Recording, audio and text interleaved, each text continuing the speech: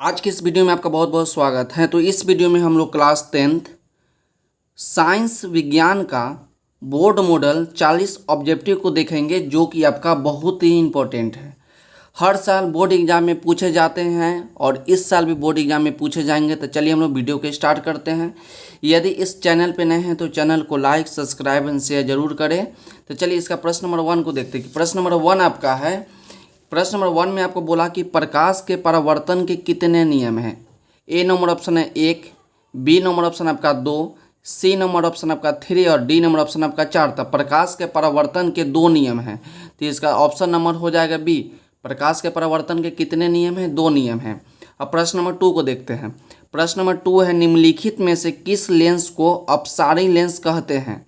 तो A number आपका उत्तल लेंस, बी नंबर ऑप्शन आपका अवतल लेंस, सी नंबर आपका ऑप्शन ए एवं बी दोनों, और डी नंबर ऑप्शन आपका है बाईफोकल लेंस। क्या हो जाएगा? Bifocal lens. तो इसका सही आंसर हो जाएगा ऑप्शन नंबर बी। तो निम्नलिखित में से किस लेंस को अपसारी लेंस कहा जाता है? तो अवतल लेंस को क्या कहा जाता है? तो अपसारी लेंस। अपसारी लेंस किसको कहा जाता है? अवतल लेंस को। अब प्रश्न नंबर 3 को देखते हैं। प्रश्न नंबर 3 आपका है कि निम्नलिखित में किस लेंस को अभिसारी लेंस कहते हैं? निम्नलिखित में से किस लेंस को अभिसारी लेंस कहते हैं? तो ए नंबर ऑप्शन आपका उत्तल लेंस, बी नंबर ऑप्शन आपका अवतल लेंस, सी नंबर ऑप्शन आपका ए और बी दोनों, और डी नंबर ऑप्शन आपका बाईफोकल लेंस। तो इसका आंसर हो जाएगा उत्तल लेंस। क्या आंसर हो जाएगा? उत्तल लेंस। तो अपसारी लेंस को अवतल लेंस, अपसारी लेंस को अवतल लेंस बोलते हैं और अभिसारी लेंस को उत्तल लेंस बोलते हैं। आपको याद होगा। अब प्रश्न नंबर 4 को देखते हैं। प्रश्न नंबर 4 आपका है कि मानव नेत्र जिस भाग पर किसी वस्तु का प्रतिबिंब बनाता है वह है। A number cornea, B number परितारिका, सी नंबर ऑप्शन आपका पुतली, और डी नंबर आपका रेटिना है। क्या आंसर हो जाएगा? रेटिना हो जाएगा, ऑप्शन नंबर बी। तो मानव नेत्र की जिस भाग पर किसी वस्तु का प्रतिबिंब बनाता है वह रेटिना है। रेटिना को दृष्टि पटल भी कहा जाता है, याद रखिएगा। रेटिना जो है इंग्लिश वर्ड है और रेटिना का हिंदी जो होता है दृष्टि पटल होता है। अब प्रश्न नंबर 5 को देखते हैं। प्रश्न नंबर आपका 5 क्या है कि किसी माध्यम अपवर्तनांक का मान होता है। अपवर्तनांक को शॉर्ट में म्यू लिखते हैं। इसको क्या बोलते हैं? म्यू। इस प्रकार से लिखा जाता है, यू की तरह होता है, इसको म्यू बोलते हैं। तो किसी माध्यम अपवर्तनांक का मान होता है तो साइन आई बटे sine r. B number option आपका है साइन आर बटे sine i, C number option आपका है sine i into sine r, और डी नंबर ऑप्शन आपका है sine i plus sine r. तो इसका सही आंसर हो जाएगा साइन आई बटे साइन आर। तो इसका ऑप्शन नंबर हो जाएगा ऑप्शन नंबर ए। तो किसी माध्यम का अपवर्तनांक क्या होता है? साइन आई बटे साइन आर। अब प्रश्न नंबर 6 को देखते हैं कि तारों का टिमटिमाना प्रकाश के किस घटना को दर्शाता है। ए नंबर ऑप्शन आपका प्रकाश के परावर्तन को, बी नंबर ऑप्शन आपका प्रकाश के अपवर्तन को, सी नंबर ऑप्शन आपका प्रकाश का प्रकीर्णन को, और डी नंबर ऑप्शन आपका प्रकाश का वर्णक्षेपण को। इसका सही आंसर हो जाएगा ऑप्शन नंबर बी, प्रकाश के अपवर्तन को। तो तारों का टिमटिमाना प्रकाश के किस घटना को दर्शाता है? तो प्रकाश के अपवर्तन को। अब प्रश्न नंबर 7 को देखते हैं। प्रश्न नंबर 7 आपका है कि वायु में गमन करती प्रकाश की एक किरण जल में तिरछी प्रवेश करती है। यह किरण अविलंब की ओर झुकेगी। बी नंबर ऑप्शन आपका विलंब से दूर हटेगी, सी नंबर ऑप्शन आपका सीधे निकल जाएगी, और डी नंबर ऑप्शन होगा परावर्तित हो जाएगी। तो इसका सही आंसर हो जाएगा ऑप्शन नंबर ए। क्या हो जाएगा? ऑप्शन नंबर ए, अविलंब की ओर झुकेगी। तो वायु में गमन करती प्रकाश की किरण जल में तिरछी प्रवेश करती है तो वह विलंब की ओर झुकती है। अब प्रश्न नंबर 8 को देखते हैं। प्रश्न नंबर 8 आपका क्या है कि निम्नलिखित में कौन विद्युत शक्ति का एसआई मात्रक है। निम्नलिखित में कौन विद्युत शक्ति का एसआई मात्रक है? तो इसका ए नंबर ऑप्शन आपका है वाट, बी नंबर ऑप्शन है आपका वाट प्रति घंटा, सी नंबर ऑप्शन आपका एम्पियर, और डी नंबर ऑप्शन आपका ओम। तो इसका सही आंसर हो जाएगा ऑप्शन नंबर ए, वाट। तो निम्नलिखित में से कौन विद्युत शक्ति का एसआई मात्रक हो गया? वाट। तो विद्युत शक्ति का एसआई मात्रक क्या है? वाट है। अब प्रश्न नंबर 9 को देखिए। प्रश्न नंबर 9 है कि किसी चालक का प्रतिरोध निम्नलिखित में से किन बात पर निर्भर करता है या किस पर निर्भर करता है? तो ए नंबर ऑप्शन होगा चालक के लंबाई पर, चालक के अनुप्रस्थ काट के क्षेत्रफल पर, चालक के पदार्थ की प्रकृति पर, उपयुक्त सभी पर। इसका सही आंसर हो जाएगा ऑप्शन नंबर डी, उपयुक्त सभी पर। तक किसी चालक का प्रतिरोध चालक की लंबाई पर भी निर्भर करता है, चालक के अनुप्रस्थ काट का क्षेत्रफल पर भी निर्भर करता है, और चालक की पदार्थ की प्रकृति पर भी निर्भर करता है। इसलिए इसका ऑप्शन हो गया इनमें से सभी। तो यहाँ पर 9 नंबर भी आपका कंप्लीट हो गया। अब प्रश्न नंबर 10 को देखते हैं।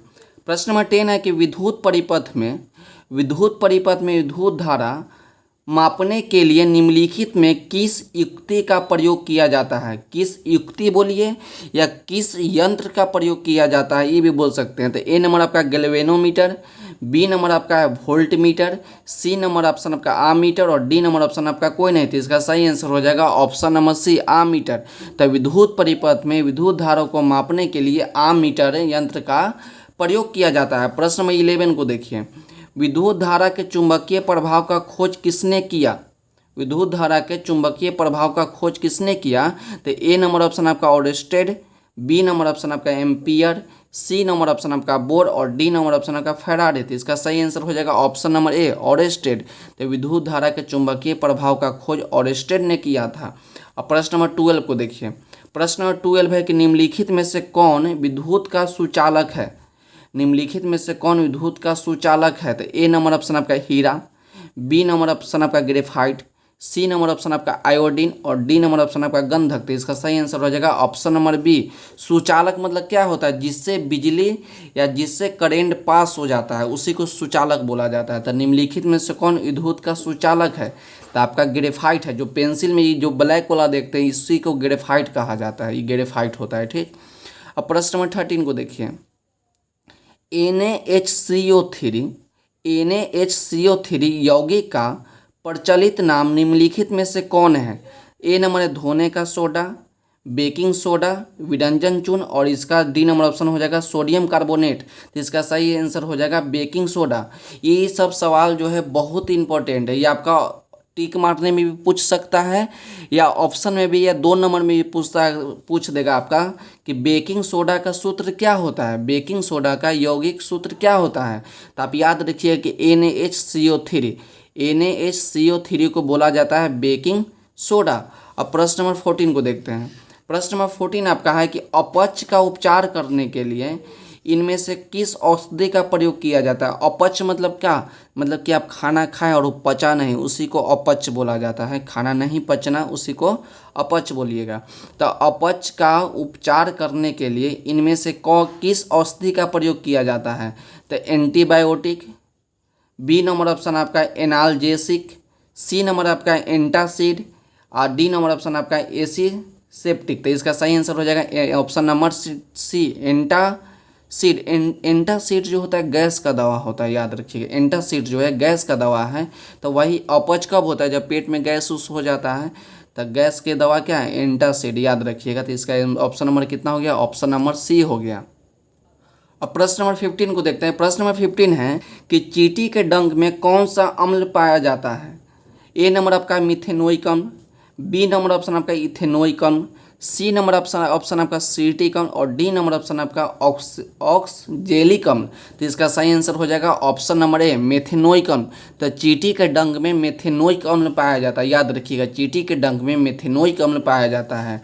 ऑप्शन नंबर 16 को देखिए, प्रश्न नंबर 16 को देखिए कि ऑक्सजेलिक अम्ल निम्नलिखित में किस में पाया जाता है? ऑक्सजेलिक अम्ल निम्नलिखित में किस में पाया जाता है? तो ए नंबर संतरा, बी नंबर ऑप्शन आपका टमाटर, सी नंबर ऑप्शन आपका सिरका, और डी नंबर ऑप्शन आपका इमली। तो इसका सही आंसर हो जाएगा ऑप्शन नंबर बी टमाटर।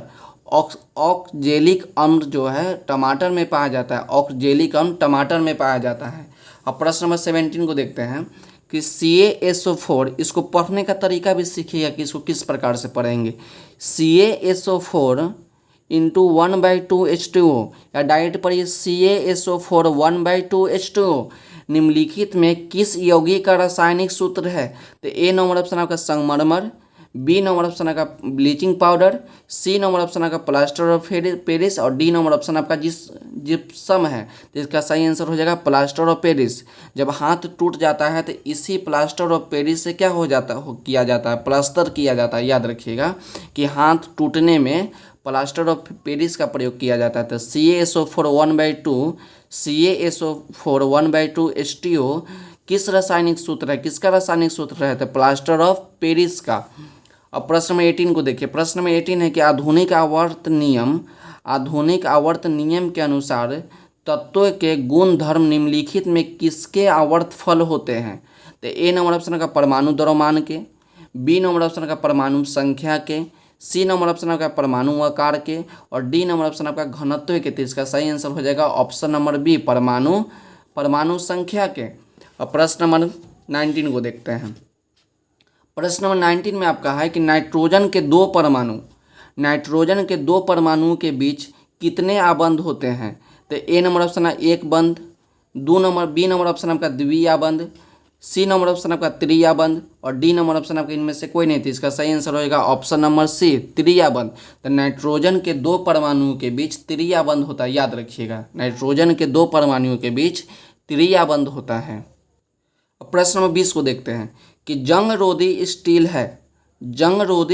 है। ए नंबर ऑप्शन आपका धातु, बी नंबर ऑप्शन आपका अधातु, सी नंबर ऑप्शन आपका मिश्र धातु और डी नंबर ऑप्शन इनमें से कोई नहीं थी। इसका ऑप्शन हो जाएगा सी मिश्र धातु। जंग रोधी मतलब क्या, जिसपे जंग नहीं लगता है। जंग रोधी मतलब जिसपे जंग नहीं लगता है। तो इसका जंग रोधी स्टील है तो मिश्र धातु है, इसमें धातु भी है और अधातु भी है।